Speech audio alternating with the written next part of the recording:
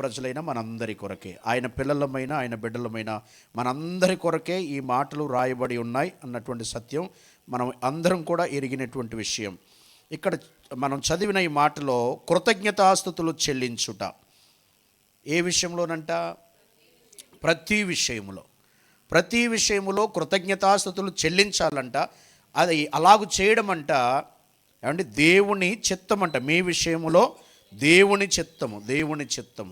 ఈ మాటను మనం ఎలాగ అనుకోవాలి? కృతజ్ఞత చెల్లించుచున్న వారమైతే మనం దేవుని చిత్తములో ఉన్నవారము. హల్లెలూయా. కృతజ్ఞత లేకపోతే మనం దేవుని చిత్తములో ఉన్నవారము కాదు. కృతజ్ఞత అనే భావన మనం కలిగి ఉన్నప్పుడే దేవుని చిత్తములో ఉన్నటువంటి వారము. ఈ కృతజ్ఞత అనేది మామూలుగా సింపుల్గా మనం చూస్తాం. థ్యాంక్స్ అనేటువంటి మాటనే కృతజ్ఞత చెప్పడంతో ముడిపడి ఉందన్నటువంటి విషయాన్ని మనం గ్రహించాలి. థ్యాంక్స్ చెప్పడం అనేది మన జీవితంలో చాలా సర్వసాధారణంగా మనం ఉపయోగిస్తుంటాం. మన దైనందిన జీవన విధానంలో ఈ మాట థ్యాంక్స్, నీకు వందనాలు, కృతజ్ఞత నువ్వు అనే ఈ మాట మన నోట వస్తుంది. ఎప్పుడు వస్తుంది? ఎవరైనా ఏదైనా మనకు సహాయం చేసినప్పుడు, మేలు చేసినప్పుడు. అది చిన్న సహాయం అయి ఉండొచ్చు, కానీ మనం వెంటనే, అంటే చాలామందికి అలవాటు ఉంటుంది, అది కొంతమందికి అలవాటు ఉండదు. థ్యాంక్స్ అంటే కొంతమంది సిగ్గుపడతారు థ్యాంక్స్ చెప్పడానికి, కొంతమంది ఏముందులే చిన్నదే కదా అని అనుకుంటారు. కానీ చాలామంది ఈ అలవాటు ఉంటుంది థ్యాంక్స్ చెప్పడం. ఏదైనా ఒకవేళ ఈవెన్ ఒక పెన్ను, ఎక్కడికైనా వెళ్ళినప్పుడు మనకు పెన్ను అవసరం పడితే పక్క వాళ్ళు పెన్ను ఇచ్చారనుకోండి, మనం తిరిగి ఇచ్చేస్తూ థ్యాంక్స్ చెప్తాం. మీరు పెన్ను ఇచ్చినందుకు మీకు కృతజ్ఞత, మీకు థ్యాంక్స్ అని చెప్తాం. మరి అలాగున్న ఏ విధమైనటువంటి సహాయం మనం పొందినప్పటికీ థ్యాంక్స్ చెప్పడం అనేటువంటిది చాలామందికి అలవాటుగా ఉంటుంది. అది మంచిదే. మరి థ్యాంక్స్ చెప్పడం అది ప్రయోజనకరమవుతుంది, అది మంచి అలవాటు, శ్రేష్టమైనది అని మనం గ్రహించాలి. థ్యాంక్స్ చెప్పడము మన దైనందిన జీవితంలో, మన కుటుంబాల్లో, లేక మనం ఉన్న పరిసర ప్రాంతంలో, లేక తోటి సహోదరులుగా ఉన్నటువంటి సమయంలో కూడా ఈ అలవాటు మనం కలిగి కొన్ని సందర్భాల్లో మనం థ్యాంక్స్ చెప్తూ ఉంటాం. థ్యాంక్స్ చెప్పడం ద్వారా ఏం జరుగుతుంది అనేటువంటి ఒక ఆలోచన మనం చేస్తే, అంటే థ్యాంక్స్ చెప్పడం ద్వారా స్నేహభావం అనేటువంటిది ఇంకా పెంపొందించబడుతుంది. థ్యాంక్స్ చెప్పడం ద్వారా ఎవరైనా మనకు సహాయం చేసినప్పుడు దాని గురించి మనం థ్యాంక్స్ చెప్పడం ద్వారా, లేక మనం ఎవరికైనా సహాయం చేసినప్పుడు వారు మనకు థ్యాంక్స్ చెప్పడం ద్వారా వారి మధ్యలో, ఇరువురి మధ్యలో స్నేహభావం అనేటువంటిది పెంపొందించబడుతుంది. స్నేహము ఎక్కువ అవుతూ ఉంటుంది. ఒకవేళ థ్యాంక్సే కనుక చెప్పలేదనుకోండి, ఆ భావము లేక ఆ బంధము, స్నేహబంధం అనేటువంటిది లేక వారి ఇరువురి మధ్యలో అంతగా తర్వాత కలుసుకోవడానికి కానీ అంతగా ఇష్టం ఉండదు. ఒకవేళ ఏదైనా సహాయము, మేలు పొందినటువంటి వ్యక్తి చూసి చూడనట్లుగా వెళ్ళిపోతూ ఉంటే, మన ద్వారా మేలు పొందాడు, మన ద్వారా మేలు పొందిన వ్యక్తి మనం కనబడినప్పుడు చూచి చూడనట్లుగా వెళ్ళిపోతూ ఉంటే మనకు ఎలాగుంటుందంటే చాలా బాధ కలుగుతుంది. అలాగున ఆ తర్వాత మనం కూడా ఇంకెందుకులే వారితో అన్నట్లుగా మనం కూడా స్నేహబంధాన్ని కొనసాగించడానికి ఇష్టపడం ఆగిపోతాం. ఈ థ్యాంక్స్ చెప్పడం అనేటువంటిది చాలా చాలా ఆనందాన్ని ఇస్తుంది. ఒక వ్యక్తికి ఏదైనా మనం సహాయం చేసినప్పుడు ఆ వ్యక్తి కనుక ఎక్కడైనా ఆ విషయాన్ని ప్రస్తావిస్తూ, ఈరోజు నేను ఇలాగ ఉన్నానంటే పలానా సహోదరుడు, పలానా సహోదరి నాకు చేసిన ఈ సహాయం వల్ల నేను ఇలాగున్నాను అని ఎక్కడన్నా చెప్పుకుంటున్నాడు అనుకోండి, ఏమనిపిస్తుంది? మనకు చాలా ఆనందం అనిపిస్తుంది, చాలా ఆనందపడతాం. అవునా, నేను చేసిన ఈ కార్యాన్ని బట్టి అతడు ఎలా మేలు పొందాడా అంటే, మన గురించి చెప్పుకోవడం అన్నదానికంటే కూడా ఒక వ్యక్తి నేను చేసిన సహాయాన్ని బట్టి బాగుపడ్డాడు, నేను చేసిన సహాయాన్ని బట్టి బాగుపడ్డాడు అంటే ఎప్పుడు బాగుపడ్డాడన్న విషయం ఎప్పుడు తెలుస్తుందంటే, అతడు అలా కృతజ్ఞత కలిగి చెప్పుకోవడం ద్వారా. ఒకవేళ అలా చెప్పకపోతే ఏం జరిగిందో, ఎక్కడున్నాడో ఏంటో అనేటువంటి ఆ వివరం మనకు లేనప్పుడు దాన్ని బట్టి మనకేమీ ఆనందమో కలగదు. అదే దాని గురించి ఆ వ్యక్తి ఎక్కడైనా చెప్పుకుంటూ ఉంటే మనకు చాలా సంతోషం కలుగుతుంది. అలాగే ఒకవేళ మనకు ఎవరైనా మేలు చేసినప్పుడు మనం ఆ వ్యక్తి గురించి మనం చెప్పుకుంటున్నప్పుడు ఆ వ్యక్తిని గురించి ఫలానా వ్యక్తి నాకు సహాయం చేశాడు, అందుకు నేను ఎలాగున్నాను, ఈ స్థితిని కలిగి ఉన్నాను అనుకునే ఆ భావన కూడా అది కృతజ్ఞతా భావంతో కూడినది అయి ఉండి వారికి కూడా గొప్ప ఆనందాన్ని అది కలిగిస్తుంది. అయితే మనము అలాగునే ఇప్పుడు ముందు అనుకున్నట్లుగా మన యొక్క ఈ థ్యాంక్స్ చెప్పే ఈ యొక్క కృతజ్ఞత చెప్పే ఈ యొక్క బంధంలో లేక దీనిలో స్నేహభావం పెరుగుతుంది అని అన్నట్లుగా మన జీవితంలో కూడా, ఎందుకంటే అది సంతోషాన్ని ఇస్తుంది ఇరువురికి కూడా, ఒకరి నుంచి ఒకరికి సంతోషాన్ని ఇస్తుంది. అలాగే దేవుని సన్నిధిలో ఉన్నటువంటి మనము, దేవుని పిల్లలమైనటువంటి మనము ఎప్పుడైతే దేవునికి కృతజ్ఞులమై ఉంటామో దేవుడు మనల్ని బట్టి ఎంతగానో సంతోషిస్తాడు. హల్లెలూయా. దేవుడు మనల్ని బట్టి ఎంతగానో ఆనందిస్తాడు. ఎప్పుడైతే దేవుడు మనల్ని బట్టి ఆనందిస్తాడో, ఎప్పుడైతే దేవుడు మనల్ని బట్టి సంతోషిస్తాడో దేవుని యొక్క ఆలోచనలో ఇంకా మన కొరకు ఉన్నతమైనవి ఆయన మన కొరకు ఆలోచనలు దేవుడు కలిగి ఉంటాడు. ఎందుకంటే మనల్ని బట్టి నా కుమారుడు నా కుమార్తె నేను చేసిన ఈ కార్యాన్ని బట్టి నాకు కృతజ్ఞుడై ఉన్నది అన్నటువంటి ఆ ఆలోచనతో దేవుడు మన జీవితంలో ఉన్నతమైనటువంటి ప్రణాళికలను దేవుడు చేస్తాడు అన్నటువంటి విషయాన్ని మనం అందరం కూడా ఇక్కడ గ్రహించాలి. ఒకవేళ ఒక కుటుంబ వ్యవస్థకు వచ్చినప్పటికి కూడా, ఒక కుటుంబాన్ని చూసుకున్నప్పుడు థ్యాంక్స్ చెప్పడం అనేటువంటి ఈ యొక్క కార్యంలో చాలా కుటుంబాలు, అంటే మన భారతదేశంలో అంత ఎక్కువగా దాన్ని మనం చూడం, కానీ బయట దేశాల్లో విదేశాల్లో లేక ఫారినర్స్ని మనం చూసినప్పుడు ఏ చిన్నదానికైనా భర్తకు భార్య, భార్యకు భర్త, తల్లిదండ్రులకు పిల్లలు, పిల్లలకు తల్లిదండ్రులు ఏం చెప్తూ ఉంటారు? వాళ్ళు థ్యాంక్స్ చెప్తారు. అంటే ఒకవేళ తండ్రి యొక్క బాధ్యత పిల్లవాడి పక్షంగా నెరవేరుస్తాడు, అది బాధ్యత తండ్రికి. అయినా కూడా పిల్లవాడు ఏం చెప్తాడు? థ్యాంక్స్ చెప్తాడు. ఒకవేళ కుటుంబంలో భార్య ఉదయమే లేచి భర్తకు కాఫీ ఇచ్చింది, ఏం చెప్తారు? అతను ఏం చెప్తాడు? థ్యాంక్స్ చెప్తాడు. మన దగ్గర అది అంతగా లేదు, కానీ అక్కడ మనం చూస్తే థ్యాంక్స్ చెప్తాడు. వారి బంధం మరి ఆ ప్రేమ, ఆ అన్యోన్యత, అనుబంధం అనేటువంటిది దాన్ని బట్టి పెరుగుతూ ఉంటుంది. వారి మధ్యలో ఆ బంధం, ఆ యొక్క శ్రేష్టమైనటువంటి ప్రేమ ఇంకా పెరగడానికి ఈ విధమైనటువంటి చిన్న చిన్న విషయాలు, థ్యాంక్స్ చెప్పే ఆ విషయాలు ఆ బంధాన్ని పెంచుతాయి. అలాగున దేవునికి మనం ఎప్పుడైతే కృతజ్ఞత చెల్లిస్తామో దేవునితో మనకు ఉన్నటువంటి బంధం, స్నేహబంధం ఆయనతో మనకు పెంపొందించబడుతుంది. అది పెంపొందించబడుతుంది, దాని ద్వారా మనం ప్రయోజనము పొందుకుంటాం. కృతజ్ఞత చెల్లించుట ప్రాముఖ్యమైనది. అది దేవుని చిత్తము మన ఎడల అని దేవుని వాక్యం చెబుతున్నట్లుగా దేవుని సన్నిధిలో మనం ఏం చెల్లించాలి? ఆయనకి కృతజ్ఞత చెల్లించాలి. హల్లెలూయా. కృతజ్ఞతాస్తుతులు మనం దేవునికి చెల్లించాలి. ఏ విషయములు అనంటే అన్ని విషయంలో ప్రతి విషయంలో మనం అనుకుంటాం ఇది చిన్నదే కదా అని అనుకుంటాం. కొన్ని సమయాల్లో ఏం జరిగింది నా జీవితంలో అంత అద్భుతము అని అనుకుంటాం. కానీ మనం సజీవులంగా ఉన్నామంటే, ఈ 2025వ సంవత్సరాన్ని మనం పొందుకున్నామంటే, మనకంటే గనులైన వారు, గొప్పవారు, ఉన్నతమైన వారు ఎంతోమంది ఈ సమయాన్ని చూడలేకపోయారు. మనం ఆయన సన్నిధిలో సజీవులంగా ఉన్నామంటే అది కేవలం ఆయన యొక్క కృప. హల్లెలూయా. ఆయన కృపను బట్టి ఆయనకు మనం కృతజ్ఞులమై ఉండాలి. సర్వశక్తిమంతుడైనటువంటి దేవునికి మనం కృతజ్ఞులమై ఉండాలి. అందుకే కీర్తనకారుడు 103వ కీర్తనలో తన ప్రాణముతో తను చెబుతున్నాడు కదా, తన ప్రాణముతో ఏమని చెబుతున్నాడనంటే, నా ప్రాణమా యెహోవాను సన్నతించుము, నా అంతరంగమున సమస్తమైన పరిశుద్ధ నామాన్ని సన్నతించుము, నా ప్రాణమా యెహోవాను సన్నతించుము, ఆయన చేసిన ఉపకారములలో దేనిని మరువకుము. హల్లెలూయా. ఏం చేయొద్దంటండి? మనం దేనిని మరవవద్దు. అది ఏదైనా కావచ్చు. ఆయన ఉపకారమును దేనిని కూడా మనం మర్చిపోకూడదు. కానీ మన జీవితంలో ఎన్నో కార్యాలు ఆయన చేసినప్పటికీ మనం అంతగా జ్ఞాపకం పెట్టుకోకుండా మన జీవితాన్ని కొనసాగిస్తూ ఉంటాం.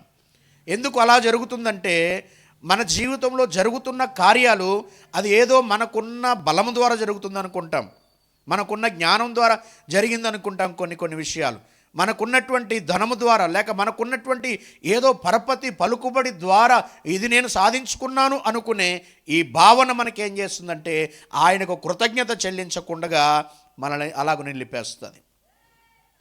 కానీ దావీదు యొక్క జీవితంలో నేనేమై ఉన్నానో అది ఆయన కృప అని, నేనేమై ఉన్నానో అది ఆయన యొక్క కనికరం అని, నేను ఈ స్థితిలో ఉన్నాను అనంటే కేవలం ఆయన చేసిన కార్యమే అనేటువంటి ఆ భావన అతనిలో ఉంది కనుక తను ఒకవేళ మర్చిపోతాడేమో అన్నట్టుగా తన ప్రాణంతో చెప్పుకుంటున్నాడు ఆయన, నా ప్రాణమా నీవెన్నడూ కూడా మర్చిపోవద్దు. హల్లెలూయా, అందరం చెప్దాం హల్లెలూయా. నా ప్రాణమా నువ్వెన్నడూ మర్చిపోవద్దు. ఆయన చేసిన ఉపకారంలో దేన్ని కూడా నువ్వు మరవవద్దు, దేన్ని కూడా నువ్వు మరవవద్దు. ఆయన నీ కొరకు ఎన్నో గొప్ప మేళ్ళు చేశాడు, ఎన్నో ఎన్నో ఎన్నో గొప్ప మేళ్ళు ఆయన నీ కొరకు చేశాడు. ఆయన చేసిన మేళ్లలో దేన్ని కూడా నీవు మరవవద్దు. ఎవరితో చెప్తున్నాడు? తన ప్రాణంతో చెప్తున్నాడు. హల్లెలూయా. నువ్వు మర్చిపోవద్దు, నా ప్రాణమా నువ్వు మర్చిపోవద్దు. ప్రాణం అంటే మన ప్రాణం ఉన్నంత వరకు ఆయనకు కృతజ్ఞత చెల్లించుట అనేది ఆపకూడదు. హల్లెలూయా. ఆయనకు కృతజ్ఞత చెల్లించుట అనేది ఎన్నడూ కూడా ఆగకూడదు. ఒకవేళ అది కష్టకాలంలో ఉన్నప్పటికీ కూడా దానిలో కూడా మనం కృతజ్ఞత చెల్లించే వారం కావాలి. ఎందుకంటే అది ఒకవేళ దేవుని ప్రణాళిక చొప్పున మన జీవితంలో ఒక కష్టం కలిగినప్పటికీ దాని తర్వాత మేలుంటుంది కనుక మనం ఆ విషయంలో కూడా కృతజ్ఞులమయ్యే ఉండాలి. హల్లెలూయా. మనం కృతజ్ఞులమై ఉండాలి. నా ప్రాణమా యెహోవాను సన్నుతించుము. మనందరికీ తెలుసు, లూకాసు వార్తలో ఒక వ్యక్తిని గురించి యేసుక్రీస్తు ప్రభు వారు ఉపమానం చెప్తాడు. ఏంటంటే ఆ ఉపమానంలో ఆ వ్యక్తి యొక్క జీవన విధానంలో గొప్ప సంపద 12వ అధ్యాయంలో అక్కడ మనం చూస్తాం. చాలా ఉన్నతమైనటువంటి ఆశీర్వాదాన్ని పొందినటువంటి వ్యక్తిగా యేసుక్రీస్తు ప్రభు వారు అతను ఆ ఉపమానంలో చెప్పారు. మరి చాలా పంట పండిపోయింది, చాలా ఉన్నతమైనటువంటి రీతిగా తన యొక్క జీవన శైలిలో ఎన్నెన్నో గొప్ప అద్భుతమైనటువంటి కార్యాలు జరిగిపోయాయి. వాటన్నిటిని బట్టి చాలా సంతోషిస్తున్నాడు, చాలా ఆనందిస్తున్నాడు. నాకు ఇన్ని రకాలుగా ఇన్ని మేలులు నాకు వచ్చేసాయి అనుకుని ఎన్నో రీతులుగా అతడు ఆనందిస్తూ సంతోషిస్తూ గొప్పగా తన జీవితాన్ని గురించి ఆలోచన ఇలా చేసుకుంటున్నాడు. ఏమని చేసుకుంటున్నాడంటే, నీకెంత గొప్ప పరపతి ఉంది, నీకెంత గొప్ప ఆస్తిపాస్తులు ఉన్నాయి, ఇన్ని రకాలుగా నీ జీవితంలో అని తన జీవితంలో తను అనుకుంటున్నాడు, తనతో తను అనుకుంటూ నా ప్రాణమా నీవు తిను, నువ్వు త్రాగు, సంతోషించు, సుఖించు, నువ్వు గొప్పగా అని తన ప్రాణంతో తను అనుకుంటున్నాడంట. కీర్తనకారుని ఏం చూస్తున్నామంటే, నా ప్రాణమా యెహోవాను సన్నుతించుము, ఆయన చేసిన ఉపకారంలో దేనిని మరొకమని ఆయన చెప్తున్నాడు. అయితే ఇక్కడ యేసయ్య చెప్తున్న ఉపమానంలో ఉన్న ఈ వ్యక్తి ఆ దేవుణ్ణి ఏమాత్రం కూడా లెక్క చేయట్లేదు, దేవుణ్ణి ఏమాత్రం కూడా గుర్తించుకోవట్లేదు. ఏమంటే తనకు పండిన పంటను బట్టి చాలా ఆనందిస్తున్నాడు. తన కొట్లు ఇంకా పెద్దవి కట్టించుకుంటున్నాడు, ఇంకా ఏవేవో ప్రణాళికలు చేసుకుంటున్నాడు. అన్నీ చేసుకుని అప్పుడు అనుకుంటున్నాడు ఆయన, నీకు ఇంకా ఏ డోకా లేదు అని అనుకుంటున్నాడు. నీకు ఇంకా ఏ డోకలేదు, నా ప్రాణమానికి ఏం డోకలేదు, తరతరాలకు ఆ సంతానం అంతటికి నా కావలసినంత ఉంది అని అనుకుంటూ అనేక రకాలుగా ఆలోచనలు చేస్తున్నాడు. అయితే ఈ రాత్రి నీ ప్రాణం అడుగుచున్నారు అని పైనుంచి శబ్దము వినబడుతుందంట. ఎవరివవుతాయి నువ్వు చేసిన ఇవన్నీ? ఎందుకు ఇక్కడ మనం గుర్తు చేసుకుంటున్నామంటే ఒకటే కారణం. అక్కడ ఏమండి ఆయన యొక్క ఉద్దేశము, తన యొక్క బలము, తన యొక్క శక్తి, తనకున్న దాని ద్వారా ఏదో గొప్ప జరిగింది అని అనుకుంటూ తను సంతోషపడుతున్నాడు. కానీ ఇది దేవుని వలన నాకు కలిగింది, ఇది దేవుని కార్యము, ఇది దేవుడు చేసిన మేలు, దేవుడు చూపిన కృప, ఆయనకు నేను కృతజ్ఞుడనై ఉండాలని ఒక్క మాట కూడా పలకలేదు. హల్లెలూయా. ఒక్క మాట కూడా పలకకుండా తను అలాగ ఆలోచన చేస్తూ ఉన్నాడు. ప్రియ దేవుని బిడ్డలారా, ఈ కృతజ్ఞత ఈ కూడికలో ఉన్న మనం ఆలోచన చేయాలి. మనం ఏమని మన జీవితంలో నిర్ణయం తీసుకుంటున్నాం? ఈ 2025 సంవత్సరంలో ఈ ప్రారంభ దినములలో మొదటి వారంలో ఉన్న మనము ఒక నిర్ణయం మనం తీసుకోవాలి తప్పకుండా. ఆయన నా కొరకు చేసిన మేళ్లలో నేను దేన్ని కూడా మర్చిపోకూడదు. హల్లెలూయా. దేన్ని నేను మరవకూడదు. ఆయన నా కొరకు ఎన్నో మేలులు చేశాడు. అంటే ఇక్కడ ఉన్న మనము దేవుడు నాకు ఏ మేలు చేయలేదు అన్నవారు ఎవరన్నా ఉన్నారా? ఎవరన్నా ఉన్నారండి? ఎవ్వరం కూడా సాహసించలేం. దేవుడు నాకు ఏమీ చేయలేదని ఎవ్వరం చెప్పలేము. హల్లెలూయా. దేవుడు మనందరి విషయంలో కూడా కృప కుమ్మరిస్తున్నాడు. ఆయన కృప మన ఎడల విస్తరింపజేస్తున్నాడు.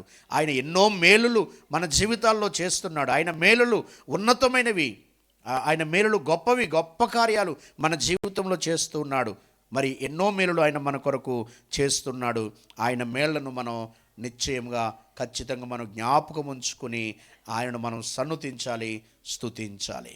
చూడండి, దేవుని వాక్యంలో మనం చూస్తాం కుష్ఠరోగులు, 10 మంది కుష్ఠరోగుల గురించి మనం ఆ వివరణలో మనం చూసేది ఏమిటంటే, యేసుక్రీస్తు ప్రభువారు దగ్గరికి వారు వచ్చారు. 10 మంది కుష్ఠరోగులు వస్తే యేసుక్రీస్తు ప్రభువారు, మీరు బాగయ్యారు, మీరు వెళ్ళి యాజకుని కనపరుచుకోండి అని చెప్పేసి యేసుక్రీస్తు ప్రభువారు వారిని పంపించారు. ఆ తర్వాత ఒక్కడు వెనుకకు వచ్చాడు. హల్లెలూయా. ఒక్కడు వెనుకకు వచ్చాడు. ఒక్కడు వెనుకకు వచ్చి దేవుణ్ణి, యేసుక్రీస్తు ప్రభువారిని ఘనపరుస్తున్నాడు, బిగ్గరగా ఆరాధిస్తున్నాడు, బిగ్గరగా ఆయన నామాన్ని కీర్తిస్తున్నాడు, ఆయన నామాన్ని ఘనపరుస్తున్నాడు. అయితే యేసయ్య అక్కడ చెప్తున్న మాట ఏమండి, 10 మంది శుద్ధులైరి కారా, 90 ఏరి. హల్లెలూయా, హల్లెలూయా. ఆ తర్వాత అతన్ని, నీ విశ్వాసం నిన్ను బాగు చేసింది అని తనను అంటే యేసుక్రీస్తు ప్రభు వారు అక్కడ సంతోషించారు. ఆ ఒక్క వ్యక్తిని బట్టి. ఆ 90 ఏరి అనే ప్రశ్న వేశాడు, కానీ ఈ ఒక్క వ్యక్తిని బట్టి యేసుక్రీస్తు ప్రభు వారు ఎంతగానో సంతోషించారు. హల్లెలూయా. అతన్ని ఆశీర్వదిస్తూ పంపిస్తున్నాడు, అతన్ని దీవించి పంపిస్తున్నాడు, అతన్ని ఇంకా ఉన్నతమైన కృపతో నింపి యేసుక్రీస్తు ప్రభువారు పంపిస్తున్నట్లుగా ఆ లేఖనములో మనం చూడగలుగుతాం. అది 17వ అధ్యాయం లూకాసు వార్తలోని 16వ వచనంలో ఆ సందర్భాన్ని మనం దేవుని వాక్యంలో మనం చూడగలుగుతాం. మరి 10 మంది వారు బాగయ్యారు, కానీ ఒక్కడు మాత్రమే తిరిగి వచ్చాడు. ఒక్కడు మాత్రమే కృతజ్ఞత కలిగినటువంటి వాడిగా ఉన్నాడు. మనం 9 మందిలో ఉండకూడదు. హల్లెలూయా. ఆ 9 మందిలో మనం ఉండకూడదు. ఆ 9 మంది వలె మనం ఉండకూడదు. కృతజ్ఞత కలిగిన ఆ ఒక్కడి వలె మనం ఉండాలి. హల్లెలూయా. ఏమంటే ఎలాగ ఉండాలి చెప్పండి? కృతజ్ఞత కలిగిన ఆ ఒక్కడి వలె, కృతజ్ఞత కలిగినటువంటి ఆ వ్యక్తి వలె మనం ఉండాలి. 90 వారు ఏమాత్రం కూడా కృతజ్ఞత వారు చూపలేదు, కానీ ఇతడు బిగ్గరగా దేవుణ్ణి ఆరాధిస్తూ కేకలు వేస్తూ యేసుక్రీస్తు ప్రభువారి యొద్దకి వచ్చినట్లుగా దేవుని యొక్క వాక్యంలో మనం చూడగలుగుతూ ఉన్నాం. దేవుని వాక్యాన్ని మరొక మాటను ఇక్కడ మనం చూద్దాం. కీర్తన గ్రంథం 77లో ఆసాపు రాసినటువంటి కీర్తనలో ఒక మాట మనం చూస్తాం. చూడండి, 77వ అధ్యాయం 11వ వచనం. యెహోవా చేసిన కార్యములను,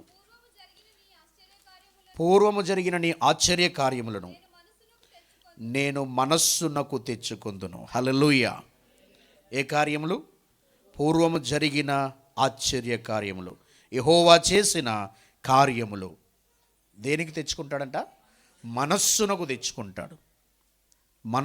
తెచ్చుకుంటాడు. మనస్సులోనికి రావాలి. దేవుని కార్యాలు ఏమంటే జ్ఞాపకం రావాలి, మనస్సులోనికి రావాలి, మన మనస్సులో ఉండాలి.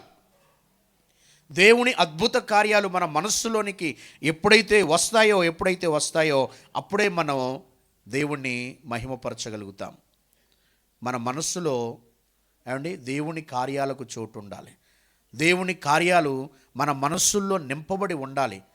మనం ఏమై ఉన్నామో అది దేని ద్వారా అనేటువంటి ఆలోచన మనకు ఉండాలంటే ఇది దేవుని వలన, ఇది దేవుని కృప అనేటువంటి ఈ ఆలోచన ఎప్పుడైతే మనకుంటుందో దేవుని కార్యాలను మనం మరింతగా మన జీవితంలో చూడగలుగుతాం. మనస్సునకు తెచ్చుకోవాలి దేవుని కార్యాలు. తర్వాత ఇక్కడ 78వ కీర్తనలో మరి దేవుని ప్రజలైన ఇశ్రాయేలీయులు వారి యొక్క జీవన విధానం ఎలాగుందో ఒక మాట అక్కడ మనం చూస్తే 11వ వచనం. ఇది కూడా 78 11వ వచనం. ఆయన క్రియలను ఆయన వారికి చూపిన తన ఆశ్చర్య క్రియలను వారు మరచిపోయిరి. దేవుడు తన ప్రజలైన ఇశ్రాయేలీయులను భయంకరమైనటువంటి పరిస్థితుల్లో, వెట్టి చాకిరిలో, వేదనకరమైనటువంటి పరిస్థితుల్లో, ఎంతో దుఃఖకరమైనటువంటి దినాలను గడుపుచున్న వారి ఎడల ఒక ప్రత్యేకమైన ప్రణాళిక కలిగి, ఒక ఉన్నతమైన ఉద్దేశం కలిగి దేవుడు వారిని బయటికి తీసుకొచ్చాడు. హల్లెలూయా. దేవుడు వారిని బయటికి తీసుకొచ్చాడు. తీసుకువచ్చి ఆయన వారితో పాటు ఉండి అరణ్యములో వారిని పోషిస్తున్నాడు. వారికి ఎండ తగలకుండగా, ఏమండి వెన్నెల దెబ్బ తగలకుండగా వారిని కాపాడుతూ ఉన్నాడు. ఏ సమయానికి ఏం కావాలో అవన్నీ కూడా ఆయన అనుగ్రహిస్తూ వస్తున్నాడు. ఏమీ వారికి తక్కువ చేయట్లేదు, ఏ లోటు కూడా వారికి రావట్లేదు. వారికి ఎక్కడ ఏం కావాలో అది ఆయన అనుగ్రహిస్తూ ఉన్నాడు. బండ నుంచి మధురమైన జలాన్ని ఆయన రప్పించినటువంటి వాడు. అండ్ వారు మాంసం కోరుకుంటే మా సమృద్ధిగా ఇచ్చినటువంటి వాడు. ప్రతి దినం కూడా ఆహారంతో వారిని తృప్తిపరుస్తూనే ఉన్నాడు. అండ్ ఏ కష్టపడకుండా వారి ఆహారం వారి కొరకు సమృద్ధిగా అనుగ్రహించబడుతూ ఉంది. అనేక రకములుగా దేవుడు వారి ఎడల కార్యములు జరిగిస్తూ ఉన్నాడు, వారిని నడిపిస్తూ ఉన్నాడు. కానీ వారిలో అనేక మంది ఆయన క్రియలను, ఆయన వారికి చూపిన తన ఆశ్చర్య క్రియలను వారు మరచిపోయిరంట. మనస్సులో లేకుండా పోతున్నాయి దేవుని కార్యాలు. అవును ప్రియ సంగమ, మన జీవితాల్లో కూడా దేవుడు ఎన్నో కార్యాలు చేశాడు, కానీ మనం మర్చిపోతుంటాం. ఆనాడు దేవుని ప్రజలైన వారు మర్చిపోయారంట. ఆయన కార్యాలు మర్చిపోతున్నారంట. ఆయన కార్యాలను వారు జ్ఞాపకం ఉంచుకోవట్లేదంట. ఆయన కార్యాలను వారు మర్చిపోతున్నారు. ఆయన కార్యాలని వారు జ్ఞాపకం ఉంచుకోకుండా వారు జీవిస్తున్నట్లుగా దేవుని యొక్క వాక్యం ఇక్కడ మనకు తెలియచేస్తుంది. ఎన్నో మేలులు చేసిన దేవుణ్ణి చూడండి. దేవుడు వారిని ఎలాగ నడిపించాడు అనంటే, ఆయన మేలులు ఎలాగున్నాయి అంటే, ఏమంటే గ్రద్ద తన రెక్కల మీద పిల్లల్ని మోసుకుని వచ్చినట్లుగా ఆయన మోసుకుని వస్తున్నాడు. మరి గత 2024 సంవత్సరంలో ఎన్నో సందర్భాల్లో దేవుడు అలాగున నిన్ను నన్ను కూడా మోసిన సందర్భాలు మన జీవితంలో కలిగి ఉంటాం. ఎన్నో విధాలుగా మనము బలహీనులమైన సమయంలో, మనం నిరుత్సాహంలోనికి వెళ్ళిన సమయంలో మన పక్షముగా నిలిచి, మనతో ఉండి ఎన్నో రకాలుగా దేవుడు మన జీవితంలో కార్యములు చేసిన వాడై ఉంటాడు. వాటిని ఏమాత్రం కూడా మనం మర్చిపోకూడదు. హల్లెలూయా. వాటిని ఏమాత్రం కూడా మనం మర్చిపోకూడదు. దేవుని కార్యాలను మనం మర్చిపోకూడదు. దేవుని కార్యాలను మనం మర్చిపోకూడదు. చూడండి, హన్నా జీవితంలో దేవుడు తన కార్యాన్ని జరిగించాడు. హన్నా జీవితంలో అద్భుతమైనటువంటి కృప పొందుకుంది. దేవుని మందిరమునకు వచ్చి ఏదైతే తను కోరుకున్నదో దేవుని సన్నిధిలో ఆ కోరిక ప్రకారంగా దేవుడు తన కార్యాన్ని జరిగించిన తర్వాత ఆమె యొక్క జీవన విధానంలో అద్భుతమైనటువంటి కృతజ్ఞత కలిగినటువంటి స్త్రీగా ఆ స్త్రీని మనం హన్నాను అనగా సమూయేలు తల్లిని మనం చూడగలుగుతాం. ఎప్పుడైతే సమూయేలు పాలు త్రాగడం మానేశాడో, లేక పాలు వదిలిన పిమ్మట ఆ కుమారుణ్ణి ఎక్కడ తీసుకొచ్చింది అన్న? దేవుని మందిరానికి తీసుకొచ్చి ఆ 2వ అధ్యాయం అంతా కూడా ఆ కృతజ్ఞతాపూర్వకంగా దేవుడు చేసిన కార్యాన్ని ఆమె జ్ఞాపకం చేసుకుంటూ, ఆయన దరిద్రులను పైకి లేవనెత్తుతాడని, బలహీనులను బలపరుస్తాడని అనేక రకాలుగా తన సంతోష హృదయముతో ఆ మాటలన్నీ రాస్తుంది. కానీ అసలు సందర్భం చూస్తే అది అంతా ఆమె జీవితానికి మరి సంతోషమా అని అంటే, మనం లోక సంబంధంగా మనం ఆలోచన చేస్తే అది ఏమీ అంత సంతోషకరమైనటువంటి సమయం కాదు. ఎందుకంటే ఒక నిర్ణయం తీసుకుంది కదా, ఆ నిర్ణయానికి కట్టుబడి ఆమె ఏం చేసిందంటే దేవుని మందిరములోనికి ఆ బిడ్డను తీసుకుని వచ్చింది. చూడండి, లేక పుట్టినటువంటి కుమారుడు, చాలా కాలానికి ఎదురుచూచి పొందుకున్నటువంటి కుమారుడు, అల్లారు ముద్దుగా ఆ 3 సంవత్సరాలు అలాగున తల్లి ఒడిలో పెరుగుతున్నటువంటి కుమారుడు, ఎంత ప్రేమ, ఎంత ఆ కుమారుని ఆ ముద్దాడి ఎంతగానో ప్రేమతో ఆ తల్లి అక్కడ వరకు పెంచినటువంటి తల్లి ఇప్పుడు ఏం చేయాలంటే తను ఒప్పుకున్నట్లుగా, దేవుని ఎదుట తను మరి తీర్మానం చేసుకున్నట్లుగా దేవుని మందిరములో ఆ చిన్న బిడ్డను విడిచిపెట్టాలి. హల్లెలూయా. ఏం చేయాలండి? ఆ సమూయేలుని ఏం చేయాలి? దేవుని మందిరంలో విడిచిపెట్టాలి. ఎవరికి, ఏ తల్లిదండ్రులకైనా అలాగున సాధ్యమవుతుందా అని అంటే, నేడు హాస్టల్లో అంటే అంత చిన్న బిడ్డలను ఎవరు వేయరు. ఒకవేళ 10 సంవత్సరాలు దాటిన పిల్లలను హాస్టల్లో వేస్తే దినమంతా మళ్ళీ వారి కొరకు, లేకపోతే వారు వెళ్తున్నప్పుడు వస్తున్నప్పుడు, అండ్ ఈరోజు మా కిషోర్ 22 సంవత్సరాలు వచ్చాయి. మరి ఈరోజు టికెట్ చేయించుకున్నవాడు రేపు క్లాస్ లేదంట. ఆ టికెట్ క్యాన్సిల్ చేసుకుని మళ్ళీ రేపటికి టికెట్ చేయించుకున్నాడు. అంటే ఇంకా ఎక్కడ ఉండాలి అంటే మేము మరి ఎందుకు లేదు అలాగ టికెట్ పోతుందిరా వెళ్ళిపోవాలని మేము బలవంతం చేయలేదు. ఎందుకు చేయలేదు? ఇంకో రోజు మన దగ్గర ఉంటే మంచిదే కదా అనేటువంటి ఆలోచన. చూడండి, బిడ్డల్ని మనం అంత తొందరగా ఎక్కడికో పంపించడానికి, మన దగ్గర నుంచి దూరంగా వెళ్ళడానికి, మరి బర్నబాసు అలాగే మరి మమ్మీ కూడా వారు కూడా దూరం వెళ్ళడానికి సిద్ధపడుతున్నారు. అంటే అలాగున కొన్ని సందర్భాలు అలాంటి కొన్ని విషయాలు మనకు అంతగా సంతోషాన్ని ఇవ్వవు కదా. కానీ ఇక్కడ ఈ హన్నా జీవితాన్ని మనం చూసినప్పుడు తన కుమారుని మందిరంలో విడిచిపెట్టేసి వెళ్ళిపోవాలి. హల్లెలూయా. తన కుమారుని మందిరంలో విడిచిపెట్టి వెళ్ళిపోవాలి. ఆమె కృతజ్ఞతా భావం ఎలాగుందంటే, దేవుడు నాకు ఇచ్చాడు, నేను దేవునికి ఆ కుమారుని అప్పగిస్తాను. హల్లెలూయా. దేవుడు నాకు ఇచ్చాడు, దేవుని కృప వల్ల నేను పొందుకున్నాను. ఆ కుమారుణ్ణి ఎంత ముద్దు వస్తున్నా లేక ఎంత ప్రేమ తన మీద తనకు ఆ కుమారుడి మీద ఉన్నా, ఆ కుమారుని ఎక్కడ ఉంచాలో ఎక్కడ పెట్టాలో ఏ నిర్ణయం అయితే తీసుకుందో ఆ నిర్ణయానికి కట్టుబడి ఉంది. అది నిజమైనటువంటి కృతజ్ఞతా భావం. హల్లెలూయా. అండ్ కొన్ని సమయాలు అది మనకు కష్టతరం అవుతుంది. మనం అలాగున మనముంటే మనం చేయలేమేమో అలాగున. కానీ హన్న తన జీవితంలో అలాగ చేయగలిగింది. ఆ కృతజ్ఞత భావం ఏం చేసిందంటే ఆ కుమారుణ్ణి ఉన్నతమైనటువంటి వ్యక్తిగా చేసింది. హల్లెలూయా. సమూయేలు గురించి మనం చూస్తే, సమూయేలు న్యాయాధిపతి, ప్రవక్త, దీర్ఘదర్శి, అండ్ ఇంకోటి యాజకుడు. దేవునికి మహిమ కలుగును గాక. హల్లెలూయా. అన్ని కర్తవ్యాలు ఆయన ఏకకాలంలో నిర్వహించినటువంటి వ్యక్తిగా మనకు కనపడతాడు. అంత ఉన్నతమైనటువంటి వ్యక్తి అయ్యాడు. ఎందుకంటే కృతజ్ఞతా భావముతో హన్న ఆ కుమారుణ్ణి దేవుని సన్నిధికి తీసుకుని వచ్చింది. హల్లెలూయా. కృతజ్ఞత అంటే ఎలాంటి పరిస్థితుల్లోనైనా మనము కృతజ్ఞత చెల్లించే వారిగా, అంటే అది మనకు కష్టతరంగా ఉంటుంది కొన్ని సమయాల్లో, కానీ మనం ఆయన సన్నిధిలో మనం ఏమైతే చేయాలో అది చేయడమే కృతజ్ఞత చూపించటం. హల్లెలూయా. ఆయన సన్నిధిలో ఏ నిర్ణయం అయితే తీసుకున్నామో అది ఆ నిర్ణయాన్ని కొనసాగించడమే కృతజ్ఞతతో కూడినటువంటి విషయం అన్నటువంటి ఆ విషయాన్ని మనం అందరం కూడా ఇక్కడ మనం గ్రహించాలి. దేవుని కార్యాలు గొప్పవి. కీర్తనకారుడు 40వ అధ్యాయంలో ఒక మంచి మాట రాశాడు. 40వ అధ్యాయంలో ఈ మాటను మనం బాగా జ్ఞాపకం చేసుకోవాలి. 5వ వచనం ఒకసారి మనం చదివితే, 40వ కీర్తన 5వ వచనం. యెహోవా నా దేవా, నీవు నా యెడల జరిగించిన ఆశ్చర్యకార్యములు, మా యెడల నీకున్న తలంపులు బహు విస్తారములు. వాటిని వివరించి చెప్పేదామనుకుంటేమా అవి లెక్కకు మించినవైనాయి, నీకు సాటి అయిన వాడు ఒక్కడునూ లేడు. ఇక్కడ మనం ఒక విషయాన్ని గ్రహించాలి. దేవుడంట ఎన్నో ఆశ్చర్యక్రియలను చేశాడు, అవి లెక్కకు మించినవై ఉన్నవి అని అంటున్నాడు. అంత మాత్రమే కాదంట, దేవునికి ఏమున్నాయంటండి? మన ఎడల, తన ఎడల ఉన్న విషయాలు చెప్తున్నాడు. అలాగే మన ఎడల కూడా ఆయనకు విస్తారమైన తలంపులు ఉన్నాయి. హల్లెలూయా. ఇక్కడ వాటిని జ్ఞాపకం చేసుకుంటున్నాడు దావీదు. ఇక్కడ కీర్తనకారుడు వాటిని జ్ఞాపకం చేసుకున్నాడు. ఏం జ్ఞాపకం చేసుకున్నాడంటే, నా కొరకు నువ్వు చేసిన కార్యములు చాలా విస్తారమైనవి, నా ఎడల నువ్వు జరిగించిన ఆశ్చర్య కార్యములు చాలా విస్తారమైనవి అని అంటున్నాడు. చాలా విస్తారమైనవి.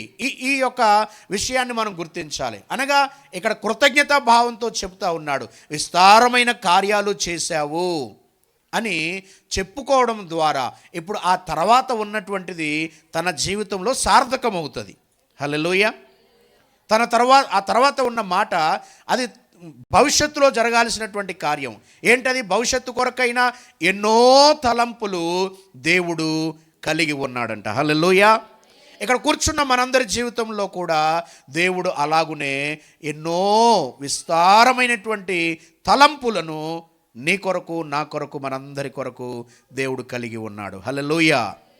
మరి దేవుడు కలిగి ఉన్న ఆ విస్తారమైన తలంపులు మన ఎడల నెరవేర్చబడాలి అంటే ఇప్పుడు ఏం జరగాలి? ఆయన మన కొరకు చేసిన కార్యాలన్నింటిని బట్టి ఆయనకు మనం కృతజ్ఞత చెల్లించాలి. ఆయన ఆశ్చర్య కార్యములన్నిటిని బట్టి మనం ఆయనకు కృతజ్ఞత మనం చెల్లించాలి.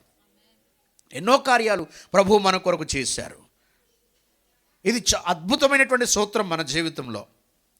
మన కొరకు ఇక్కడున్న మనం దేవుడు నా కొరకు ఏం తలంపులు కలిగి ఉన్నాడో నాకేం తెలుసు, ఏం కలిగి ఉన్నాడో లేదో అనుకుంటున్నారా? లేకపోతే దేవుడు నా కొరకు ఉన్నతమైన తలంపులు కలిగి ఉన్నాడని ఎంతమంది అనుకుంటున్నారు ఇక్కడ? దేవునికి మహిమ కలుగునుగాక. హల్లెలూయా.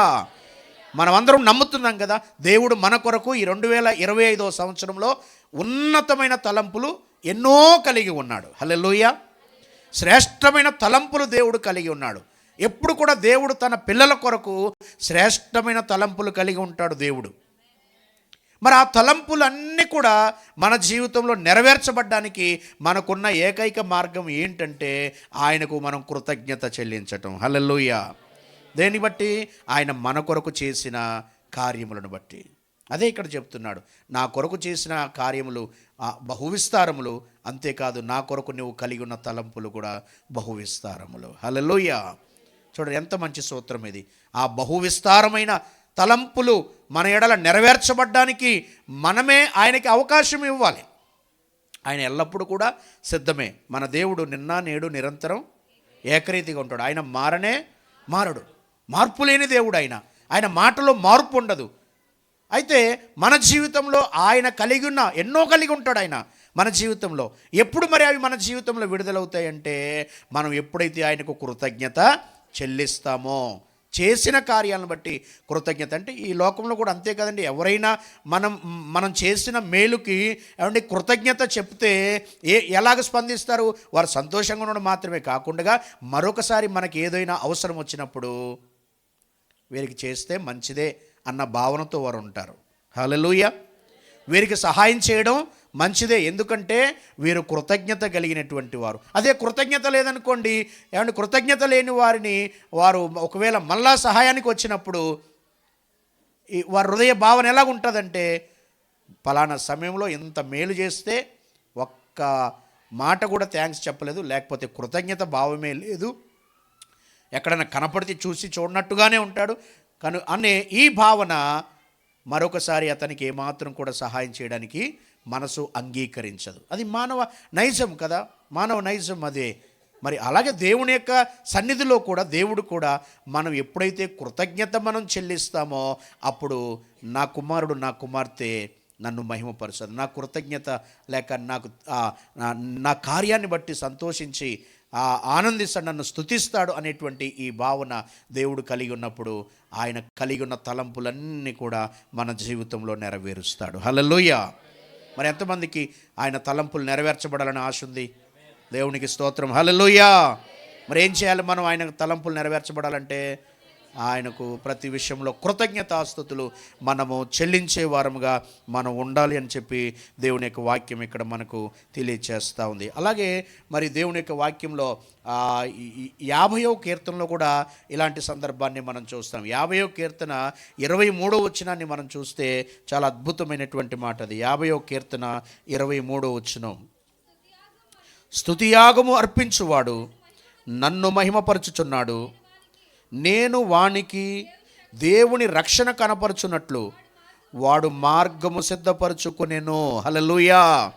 చూడండి ఇక్కడ స్తుతియాగము లేక మనం కృతజ్ఞత చెల్లించుట అనేటువంటి దీని ద్వారా ఏం జరుగుతుందంటే దేవునికి మహిమ వస్తుంది, దేవుడు మహిమపరచబడుతున్నాడు.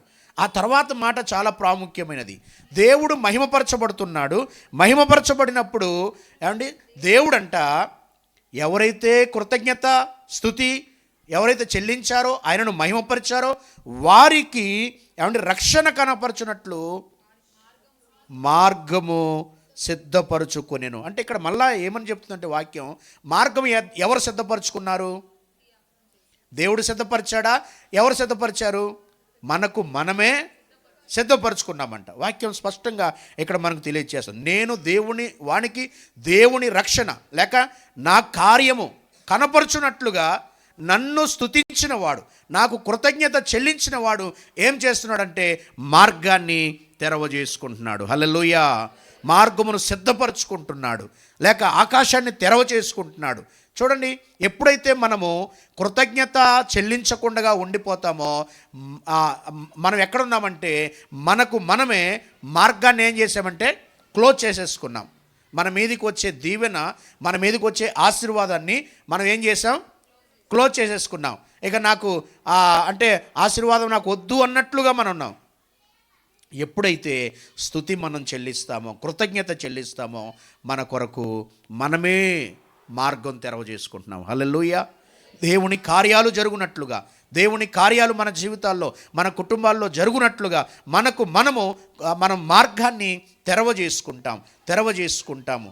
ప్రియ దేవుని బిడ్డలారా, ఎప్పుడైతే మనము ఆయనను ప్రేమించి ఆయనకు కృతజ్ఞతాస్తుతులు మనం చెల్లిస్తామో, యోహాను సువార్త 14లో మనం చూస్తాం. ఏమంటే, ఎవరైతే అలాగున ఆయన్ని ప్రేమించి ఆయన ఆజ్ఞలను అంగీకరించి అనుసరించి నడుచుకుంటారో వారి జీవితంలో ఆయన చేసే కార్యం తన కార్యాల ద్వారా ఆయన కనబరుచుకుంటాడు. హల్లెలూయా. ఆయన కార్యాల ద్వారా ఆయన కనబరుచుకుంటాడు. అంటే నేనును వాడిని ప్రేమిస్తాను, నా తండ్రి వలన అతడు ప్రేమించబడతాడంటాడు యేసుక్రీస్తు ప్రభువారు. వారికి నన్ను కనబరుచుకొందును. హల్లెలూయా. దేవుడు కనబరుచుకుంటాడంట, అనగా తన కార్యముల ద్వారా. ఎప్పుడంటే మనం స్తుతి చెల్లించినప్పుడు, స్తుతి యాగము ఆయనకు మనం అర్పించినప్పుడు ఆయన కార్యాలు మన జీవితంలో, మన కుటుంబాల్లో మెండుగా మనం చూస్తాము. హల్లెలూయా.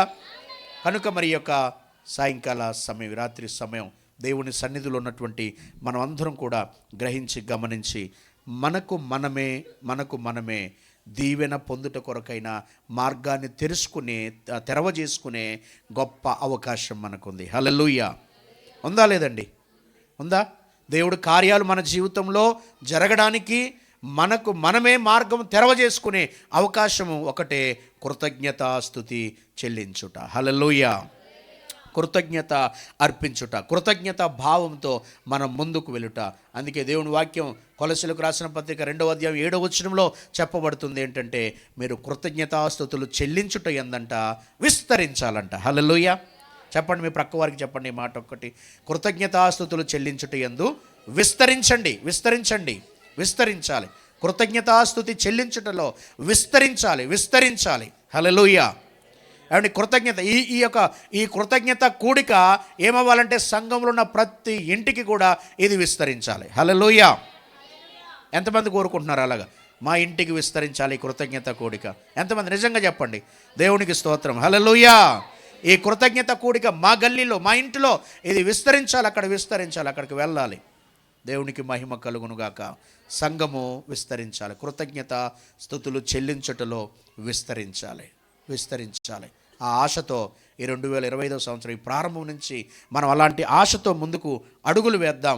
నిశ్చయముగా నేను కృతజ్ఞత చెల్లించుటలో, చూడండి, మనం అనుకుంటాం నా దగ్గర ఏముంది, నేను ఏమి చేయలేను అని అనుకుంటాం.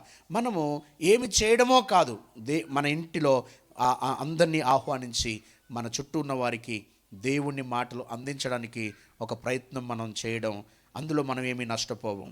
ఏదైనా మనం దాని కొరకు ఖర్చు చేస్తే దానికి నూరంతలుగా ప్రభు మనకిస్తాడు. హల్లెలూయా. నూరంతలుగా ప్రభు మనకిస్తాడు, నూరంతలైనటువంటి ఆశీర్వాదాన్ని ఇస్తాడు. ఎందుకంటే నా బిడ్డ నా మాటలు వినిపిస్తుంది. ఎంత కృతజ్ఞత! నేను ఇచ్చిన రక్షణ భాగ్యాన్ని ఆ దేవుని వాక్యంలో మనం చూస్తాం.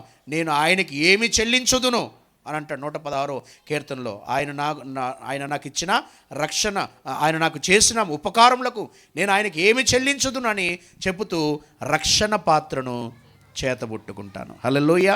రక్షణ పాత్రను చేతబట్టుకుంటాను. అవును, అలాగున రక్షణ పాత్రను చేతబట్టుకొని మనం పొందిన రక్షణ అనే దాన్ని మనం కనపరుస్తూ మన చుట్టూ ఉన్న వారికి మనం ఆశీర్వాదకరంగా మారితే ప్రభు దాన్ని బట్టి ఎంతగానో సంతోషిస్తాడు. హల్లెలూయా. మరి అలాగున్న ఈ సంవత్సరం 2025వ సంవత్సరంలో ఒక మంచి నిర్ణయం, ఒక నూతనమైనటువంటి తీర్మానం చేసుకుని దేవుని సన్నిధిలో కృతజ్ఞతాపూర్వకంగా మనం ముందుకు వెళ్దాం. నిజంగా దేవుని సేవకురాలకి, అక్కగారికి ఒక అద్భుతమైనటువంటి ఆలోచన. సేవకుని ఇంట్లోనే, మా ఇంట్లోనే ఇది ఎందుకు ప్రారంభించబడకూడదు అనేటువంటి అద్భుతమైన ప్రారంభాన్ని దేవుని సేవకురాలు ఇచ్చి ఉండగా, మరి ఏ నెల ఆగకుండగా ఈ కృతజ్ఞత కూడికలు జరగాలి. హల్లెలూయా. జరుగును గాక. చాలా సంతోషం. మీరందరూ ఆమెన్ చెప్పారంటే మీరు చాలా ఆసక్తిగా ఉన్నారు. మీ ఇంట్లో ఈ కృతజ్ఞత కూడిక జరగాలని నాకు చాలా సంతోషంగా ఉంది. హల్లెలూయా.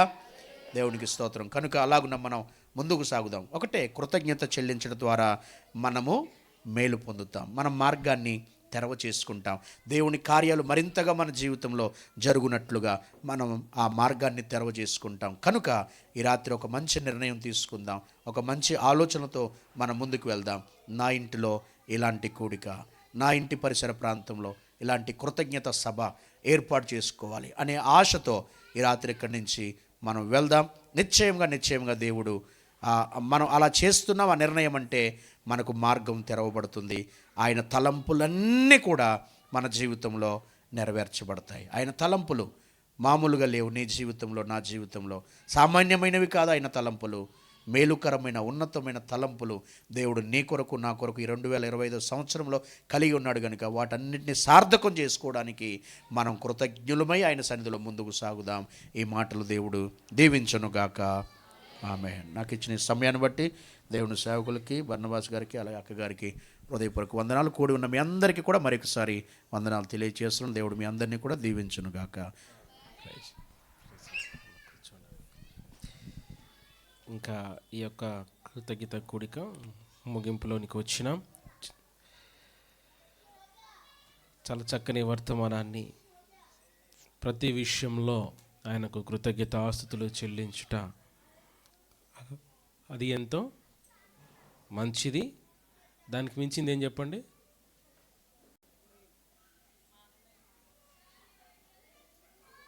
అది దేవుని చిత్తం. అది ఏంటండి? అది దేవుని చిత్తం అండి. అది చిత్తం, దాన్ని మర్చిపోకూడదు మనం. చాలా చక్కని వర్తమానాన్ని, మరి సమూయేలుని దేవుడు మనం ముందుంచుతూ వచ్చాడు. అనేక అంశాల చేత దేవుడు మనతో మాట్లాడుతూ వచ్చాడు. అందుని బట్టి ప్రభునామాన్ని మహింపరుస్తూ ఈ చక్కని వాక్య సందేశాన్ని అందించినటువంటి దైవజనులకు, అన్నగారికి నా యొక్క కృతజ్ఞతలు. చిన్న ప్రార్థన చేసుకుందాం. వాక్యాన్ని బట్టి చిన్న ప్రార్థన. అందరూ ఉన్న స్థలంలోనే మీ యొక్క తలలోంచండి. స్త్రీలైతే మీ యొక్క తలపైన చున్నీళ్ళు వేసుకునండి, కొంగు వేసుకునండి. చిన్న ప్రార్థన చేసుకుందాం. దేవుడు చేసిన మేళ్లను మర్చిపోకుండా, దేవుడు చేసినటువంటి మేళ్లను విడిచిపెట్టకుండా ఆయనకు కృతజ్ఞతాస్తులు చెల్లించే వారముగా మనము ఉండునట్లు, ప్రభు నేను ఇంతకాలం విడిచిపెట్టాను, మర్చిపోయాను, కానీ నేను ఈ దినాన, ఈ సమయాన మీ యొక్క దాసుల చేత చక్కని వాక్యాన్ని విన్నాను. నాయనా, నా జీవితంలో మీరు మేలు చేయకుండా మీరు ఉండలేదు, కానీ నేను విడిచిపెట్టాను, నేను మర్చిపోయాను. చీకటిలో ఉన్నప్పుడు నేను నన్ను మర్చిపోలేదు. దుఃఖంలో ఉన్నప్పుడు నీవు నాకు మంచి స్నేహితుడవయ్యావు. నీది ప్రేమించే మనసయ్యా. యేసయ్యా, నీకే కృతజ్ఞతలు. చీకటిలో ఉన్నను, నన్ను మరచిపోలేదయ్యా. దుఃఖములో ఉన్నను, మంచి స్నేహితుడయ్యావయ్యా.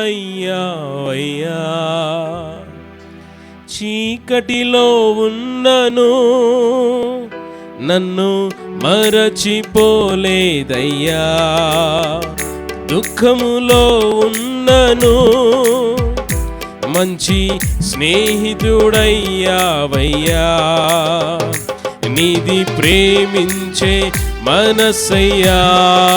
యేసయ్యా, ప్రేమించే మనసయ్యా. నీది ప్రేమించే మనసయ్యా. యేసయ్యా, ప్రేమించే మనసయ్యా. మేలులోని మేలులో మరచిపోలేనయ్యా. అందరం మేలులు, నీ మేలులు మరచిపోలేనయ్యా. నా ప్రాణమున్నంత వరకు విడచిపోలేనయ్యా. నా ప్రాణమున్నంత వరకు విడచిపోలేనయ్యా. మేలులోని మేలులు మరచిపోలేనయ్యా. మేలులు, నీ మేలులు విడచిపోలేనయ్యా. ప్రార్థన చేసుకుందాం. అలాగే వాక్యాన్ని జ్ఞప్తికి తెచ్చుకుంటూ దేవుడు మనతో మాట్లాడినటువంటి ప్రతి ఒక్క మాటను జ్ఞాపకం చేసుకుంటూ, ఆయన చేసిన మేళ్లను మర్చిపోకుండా, ఆయనకు ఎల్లప్పుడూ ప్రతి విషయంలో కృతజ్ఞతాస్తుతులు చెల్లించుటే మన నుండి దేవుడు కోరుకునేది. అది ఆయన చిత్తం, ఆయన చిత్తం. అటు జీవిత అనుభవాలు గుండా మనము మన కుటుంబ సభ్యులు సంఘముగా ముందు కొనసాగే కృపను దేవుడు అనుగ్రహించినట్లు ఒక మంచి తీర్మానాలు తీసుకుందాం. అవును తండ్రి, మాకు మాదిరిని చూపించడానికి ప్రభా మాలో నాయన మరి అయా మీ నామాన్ని స్తుతించడానికి, కుటుంబముగా మహిమపరచడానికి, కృతజ్ఞతాస్తులు చెల్లించడానికి మీ యొక్క దాసులు ఏర్పాటు చేసుకున్నటువంటి కృతజ్ఞతా కూడిక నాకు ఎంతో ప్రోత్సాహకరంగా ఉండింది. నేను ఒక తీర్మానం తీసుకుంటున్నానని ఎవరికి వారు వారి కుటుంబంలో ఇటువంటి కృతజ్ఞతాస్తులు దేవునికి చెల్లించడానికి, సంఘముగా కూడి దేవుని మహింపరచడానికి, ఆయనకు థ్యాంక్స్ చెప్పడానికి మేము కూడా సిద్ధపడతాం అని ఒక తీర్మానాన్ని తీసుకొని ఇక్కడి నుంచి వెళ్ళడానికి ఇష్టపడదాం. ఎల్లప్పుడూ ప్రతి విషయంలో మేలు చేసిన దేవుణ్ణి మరచిపోకుండా, విడిచిపెట్టకుండా ఆయనకు కృతజ్ఞతాస్తులు చెల్లించుటే ఆయన చిత్తము. ఆ చిత్తాన్ని జరిగించుట్లో నేను సంసిద్ధముగా ఉంటాం. ఒక మంచి తీర్మానం తీసుకుందాం. మా ప్రియమైన తండ్రి, అద్వితీయ దేవుడవు, ఆది సంభూతుడవు, సర్వజగత రక్షకుడు, నీ వందనాలు ప్రభా. ఇంతవరకు కాచి కాపాడి సజ్జలకులో ఉంచి భద్రపరిచి క్షేమాన్ని, ఆయుష్, ఆరోగ్యాన్ని ప్రభా మీ కృపలో మాకు ప్రసాదించిన దేవా నీ వందనాలు చెల్లిస్తూ ప్రభా యొక్క రాత్రికాల సమయంలో గొప్ప దేవా, దైవజనుల యొక్క కుటుంబంలో ఈ విధంగా సంఘముగా కూడి మీరు చేసిన మేళ్ళను జ్ఞప్తికి తెచ్చుకొని వాక్యము ద్వారా నాయనా ఇశ్రాయేలులైతే మీరు చేసిన గొప్ప క్రియలను, గొప్ప కార్యాలను మర్చిపోయినారు ప్రభా. ఆ గుంపులో మేము ఉండకూడదు ప్రభా. గొప్ప దేవా, మీరు చేసినటువంటి మేళ్లను ఎల్లవేళ నిత్యము మానక కృతజ్ఞతాస్తులు చెల్లించే గుంపులో ప్రభా, మాట ఇచ్చిన రీతిలో హన్నా అయితే ఎలాగైతే మీకు మాట ఇచ్చిన రీతిలో నాయన చేస్తూ వచ్చిందో గొప్ప దేవ, తీసుకున్న తీర్మానాన్ని ఆయన మరి మీ యొక్క సన్నిధిలో తనకు పుట్టినటువంటి కుమారుణ్ణి ఆయన సమర్పించిందో గొప్ప దేవ, మేము కూడా ఆ విధంగా తీసుకున్న తీర్మానాలు తగ్గట్టు మా జీవితంలో సహాయం చేయమని కోరుకుంటూ మీకు సమస్త మహిమ ఘనత ప్రభను ఆరోపిస్తూ ప్రభా మీ యొక్క దాసులు తండ్రి అయా వరణ మా దగ్గరికి నాయన మరి మీరు ఆత్మచేత నడిపించి గొప్ప అద్భుతమైన మాటలను మాకు మాట్లాడినందుకే నీ వందనాలు చెల్లిస్తూ వారిని వారి కుటుంబాన్ని, సంఘాన్ని జ్ఞాపకం చేసుకున్నారు. ఎంతో దీవిస్తూ వస్తున్నారు, ఆశీర్వదిస్తూ వస్తున్నారు. ఒక గొప్ప సైన్యాన్ని ప్రభా మీ కొరకైన పనిముట్లుగా మీరు నాయన సంఘంలో తీర్చిదిద్దుకుంటున్నారు. నీ వందనాలు చెల్లిస్తూ నాయన మరి వారి యొక్క పెద్ద కుమారుడు కిషోర్ బెంగళూరులో నాయన ట్రైనింగ్కి మరలా వెళ్తూ ఉంటుండగా ప్రభా నాయన మరి యొక్క బిడ్డ యొక్క ప్రయాణంలో తోడుండండి నాయన. ఎవరికైనా జ్ఞానం కొద్దిగా నన్ను అడగమన్నారు ప్రభా. గొప్ప తలాంతులు ఇచ్చినారు. ఇంకా గొప్ప జ్ఞానం బిడ్డకు ప్రసాది, మంచి ఆరోగ్యాన్ని, మంచి ఆయుష్ని, మంచి క్షేమాన్ని, మంచి భద్రతను నేను మంచి ఆలోచనలు బిడ్డకు ప్రసాదించమని కోరుకుంటూ అనేక సంవత్సరాలు తరతరాలు ప్రభా సంఘ క్షేమాభివృద్ధి కొరకైన చక్కని పనిముట్లుగా ఆయన మరి యొక్క బిడ్డను వాడుకుంటున్నామని బ్రతిమలాడుకుంటూ అనేక మందిని తర్ఫీదు చేసేవానిగా ఆయన మరి బిడ్డను మలచమని బ్రతిమలాడుకుంటూ నీకే సమస్తమైన మహిమ ఘనత ప్రభావాలు ఆరోపిస్తూ వచ్చిన ప్రతి ఒక్క బిడ్డను, పెద్దవారిని, స్త్రీలను, పురుషులను, చిన్న బిడ్డలను, పరిచర్య చేసినటువంటి పరిచారకులను ప్రభా, ముఖ్యంగా దైవజనుల యొక్క వారి యొక్క కుటుంబాన్ని అయా దూర ప్రాంతంలో నైనా మరి పరిచర్య కొరకైనా వెళ్ళిన నాయన సేవకులను బట్టి నీకు వందనాలు. వారి యొక్క ప్రయాణంలో కూడా తోడుండమని కోరుకుంటూ వారితో పాటు ఉన్నటువంటి సేవకులకు కూడా మంచి క్షేమకరమైన ప్రయాణాన్ని అనుగ్రహించమని కోరుకుంటూ మీకే సమస్తమైన మహిమ ఘనత ప్రభావాలు ఆరోపిస్తూ మీ చిత్తమైతే మీరు ఆగడ ఆలస్యమై మా యొక్క పోగడ ఆలస్యమైతే మరొకసారి ఇటువంటి చక్కని సహవాసాన్ని మేము అందరం కలిగి కృప అనుగ్రహించమని మీకే ఎనలేని స్తోత్రాలు వందనాలు చెల్లించుకుంటాం. మాట ఇచ్చి జరిగించే దేవుడవు నీవు. వాగ్దానం ప్రతి ఒక్క బిడ్డకి ఇచ్చిన, సంఘానికి ఇచ్చిన, సఫలపరచమని కోరుకుంటూ, జరిగించమని బ్రతిమలాడుకుంటాం. యేసు క్రీస్తు నామములో ప్రార్థించడి వేడుకుంటున్నాము తండ్రి. ఆశీర్వాదం దయచేయండి.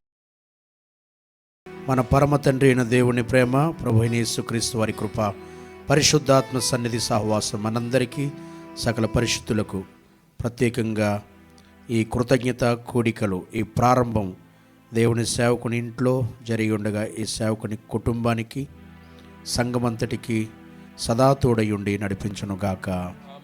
ఆమేన్.